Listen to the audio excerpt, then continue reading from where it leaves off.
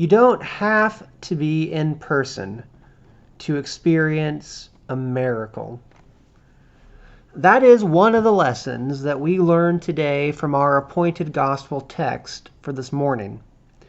The text comes from the 4th chapter of John. It's the story of the royal official who asks Jesus to heal his son of an unnamed illness.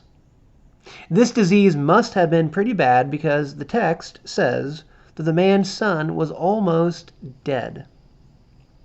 The official wants Jesus to come with him back to his home in Capernaum to perform an in-person miracle, but things don't go exactly as the man had planned.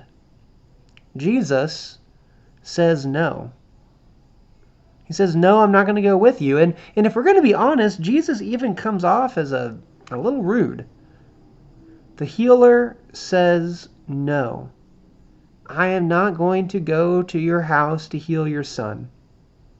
Jesus even tells this man with the dying son, that his faith was somehow insufficient.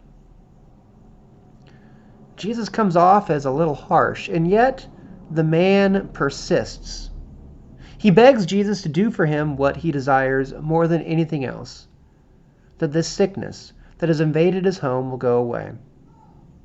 You've got to admire the man's determination. You've got to admire the man's persistence. You've got to admire the man's tenacity. And you've got to wonder if maybe, just maybe, Jesus had misjudged this fellow, because what is faith if it's not determination, persistence, and tenacity? Especially determination, persistence, and tenacity exercised in the face of an obstacle. So I don't know. Maybe Jesus hadn't misjudged this guy. Maybe he was only testing him. But whatever was the case, Jesus does eventually come around to acknowledging the legitimacy of the man's faith. When Jesus says, "Go home, your son will live."